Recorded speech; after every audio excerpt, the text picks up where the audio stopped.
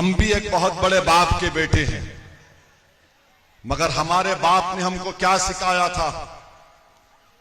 हमको पुलिस ने 22 सितंबर 1999 को हमारी विधानसभा में पुलिस ने हमको लटों से, लाठियों से मारा। हमारे सर पर 12 या 13 टाके लगे। हमारे हाथ की तीनों उंगलियां टूट गई थी। हमारी पूरी पीठ लाल हो गई थी पुलिस के लाठियों से।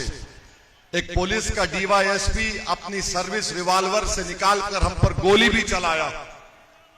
अल्लाह का करम था, हम बच गए। हम दवाखाने में तड़प रहे थे। मजलिस के तमाम लोग हमारे मरहूम वालिद के पास जाकर कह रहे थे कि सालार कल हैदराबाद में बंद मनाना चाहिए। कि असदुद्दीन ओवैसी पर पुलिस ने गैर जरूरी लाठीचार्ज करके जमीन पर गिरा के हमको मारा, और हमको बचाने आया हमारा एक हिंदू इंस्पेक्टर। जब पुलिस के टास्क फोर्स वाले मार रहे थे, वो बंदूक निकाल कर आकर अपने सीनियर्स को कहा कि छोड़ो इनको, तुम गैर जरूरी मार रहे। जब हमारे वालिद मरहूम से हमारे मुर्तुजा मियां यहां पर हैं, वो चश्मदीद गवाह हैं, जब दवाखाने में आकर सब बोल रहे थे, हमारे वालिद ने कहा कि कल हैदराबाद में कोई बंद नहीं मनाया जाएगा। सब लोग ताज्जुब किए, बोले नहीं कोई बंद नहीं मनाया जाएगा। और हमारे वालिद ने इन मजलिस के जिम्मेदारों के सामने कहा कि मैंने असदुद्दीन को टिकट देते वक्त कहा था, तुम सियासत में आ रहे हो तो तुम मेरे बेटे जरूर हो, मगर मैं तुमको एक आम मजलिस के रुकन की तरह बर्ताव करूंगा। तुम घर में मेरे बेटे हो, जब बाहर निकलोगे तो मैं ये नहीं देखूंगा कि तुम मजलिस के रुकन हो या मेरे बेटे हो। हम तड़प रहे थे पुलिस की लाठियां खाकर, मगर हमारे बाप ने, अल्लाह उनकी मग़फ़रत करे, हैदराबाद में बंद नहीं मनाया। क्यों नहीं मनाया? क्योंकि हमारे कायद ने हमसे कहा कि मैं अपने बेटे की तड़प को बर्दाश्त कर सकता हूं, मगर मैं हरगिज इस बात का मैं पसंद नहीं करूंगा कि कल बंद हो और पुलिस का फायरिंग हो, कोई गरीब मर जाए, चाहे मुसलमान और हिंदू हो। गम मेरा है, मैं उस गम को बर्दाश्त कर लूंगा, मगर गरीब की जान जाने नहीं दूंगा। ये हमको सिखाया। और आज भी हम ये नहीं बोलते कि हैदराबाद हमारी विरासत है, हम बोलते हम खादिम हैं, हम खादिम हैं बोलते हैं। ये कहते हैं जो कि उनका विरासत है। अरे राजा रजवाड़े बर्बाद हो गए, वीरान हो गए। इस देश में कोई राजा नहीं, कोई रानी नहीं। राजा और रानी है तो वोट डालने वाला इस देश में। हमारे बाप को हम दफना कर, हमारे पैजामे को खबर की मिट्टी लगी हुई है, हम अपनी मां के पैरों के पास बैठकर अपना गम कम कर रहे थे। तो मेरा फोन बार बार बज रहा था, तो किसी ने कहा फोन उठा लो। जब मैं फोन उठाया तो कहने वाले ने कहा कि चिंतल बस्ती एक इलाका है, वहां पर फसाद हो रहा है हिंदू मुसलमानों का। पुलिस के आला ओहदेदार बार बार फोन कर रहे थे कि ओवैसी साहब आप आओ, यहां दोनों समुदाय आप आने पर राजी हो जाएंगे। मैंने कहा हमारे एमएलए मौजम खान है, उनको बुला लीजिए।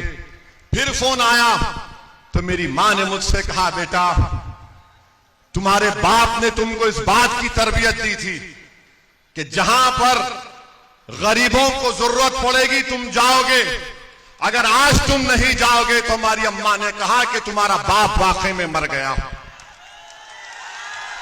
हम उठकर गए, उठकर उस मुकाम पर गए, जाकर हमने सबसे बात की, वहां पर माहौल को ठंडा किया। हैदराबाद से 200 किलोमीटर दूर वाटोली एक मुकाम है, जहां पर आरएसएस से वाबस्ता एक तंजीम ने एक घर के 6 लोगों को जिंदा जला दिया था। कोई जाने तैयार नहीं था। उस गांव में हम अकेले गए। हमारे भैंसा के 3 मरतबा 4 मरतबा के चेयरमैन जाबिर साहब है, फोन करके पूछ लो। जाबिर साहब ने कहा साहब अगर जरूरत पड़ी तो अकेले आओ। हैदराबाद से 200 किलोमीटर असदुद्दीन ओवैसी अकेले गाड़ी में गया। उस गांव में कोई जा नहीं सकता था, हम अकेले गए, हमारे साथ मजलिस के जियालों को लेकर गए। जो तुम शाल पिनाते ना नेता को, शाल हमारे गाड़ी में पड़े थे, उससे हमने जली हुई लाशों को निकाला। और जब वापस हम जा रहे थे, रमजान का महीना था, तो निजामाबाद में एक पेट्रोल स्टेशन पर मैं गाड़ी में डीजल जला रहा था। मेरे पास फोर्ड एंडेवर गाड़ी थी।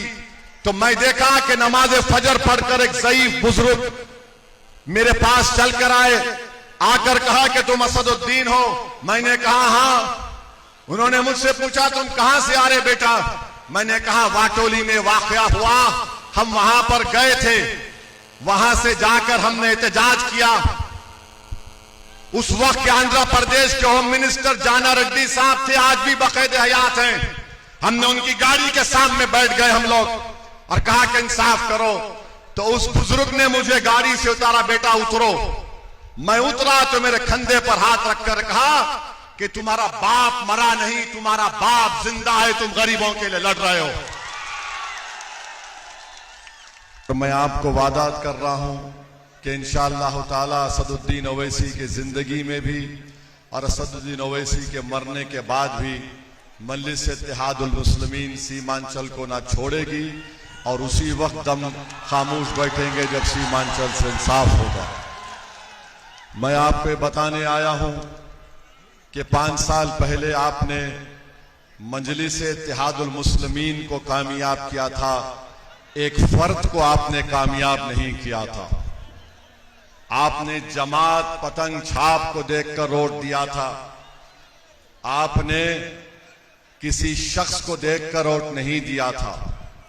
और जो आज ये कह रहा है कि ये हमारी जोकीहाट हमारी विरासत है और हम एक बड़े बाप के बेटे हैं, यकीनन तस्लीमुद्दीन साहब अल्लाह उनकी मग़फ़िरत करे, बहुत बड़े लीडर और नेता थे और इनके दोनों बेटे उनके पैरों की धूल की बराबर नहीं है। बड़े बाप का बेटा होना एक चीज है, मगर उसकी तरह होना वो बहुत बड़ी बात है। बताओ ये दोनों क्या कर रहे हैं? फिर एक बाप की औलाद है और 2 भाई एक दूसरे के जान के दुश्मन है, तो जोकीहाट से क्या मोहब्बत करेंगे? जो घर एक बाप का खून है, बड़े बाप, बड़ा अजीम लीडर तस्लीमुद्दीन, मैं सलाम करता हूं उनको, मगर तुम जिस बड़े बाप के बेटे हो, तुम में बड़ापन नहीं है। एक घर के हो, एक खून हो, तुम दोनों एक दूसरे का गिरबान पकड़ रहे हो। जोकीहाट की जनता सुनो, जोकीहाट के गरीबों सुनो, जोकीहाट की मेरी मां और बहनों सुनो, जोकीहाट के नौजवानों जिसका मुस्तकबिल तुम्हारा है। याद रखो, जब 2 भाई एक नहीं हो सकते, वो जोकीहाट का गम नहीं समझ सकते। जब 2 भाई एक दूसरे से लड़ रहे हैं, तो वो क्या बीजेपी से लड़ेंगे? तो आपको मुर्शिद आलम को कामयाब करना है। मुर्शिद आलम एक गरीब जरूर है, मगर मुर्शिद आलम लड़ने वाला है, मर मिटने वाला है, किसी माइका लाल के आगे झुकने वाला मुर्शिद आलम नहीं है। तो मेरे अजीज दोस्तों और बुजुर्गों, ये इलेक्शन किसी की विरासत को बचाने का काम नहीं है, ये इलेक्शन सीमांचल को बचाने का काम करना है। ये इलेक्शन जोकीहाट से विरासत को जड़ पेड़ से निकालकर नदी में फेंकने का काम 11 तारीख को आपको करना है। ये इलेक्शन एक गरीब के बेटे को कामयाब करना है, जिसका नाम मुर्शिद आलम है। क्या आप करेंगे? क्या जोकीहाट किसी की विरासत है? क्या हम किसी के गुलाम हैं?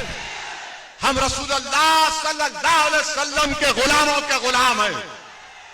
हमारी विरासत है तो सीरत है, किसी और की विरासत नहीं हो सकती हमारी।